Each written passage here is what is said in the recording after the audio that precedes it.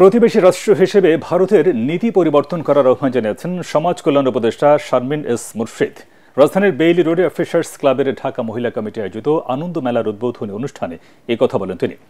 উপদেষ্টা বলেন, প্রতিবেশী রাষ্ট্র হিসেবে ভারত ও বাংলাদেশের মধ্যে সুসম্পর্ক বজায় রাখতে নিজ নিজ জায়গা থেকে একে অন্যের পতাকাকে সম্মান দেখাতে হবে। 3 দিন ব্যাপী চলা মেলায় অংশ নিচ্ছে 105টি স্টল। প্রতিদিন সকাল 10টা থেকে রাত 9টা পর্যন্ত সবার জন্য উন্মুক্ত থাকবে মেলা। ভারতের সাথে যে আমাদের সংকটময় মুহূর্তটা, এটা আমরা কাটিয়ে উঠতে পারবো এবং ভারতকেও কিন্তু বুঝতে হবে বাংলাদেশ পাল্টে গেছে।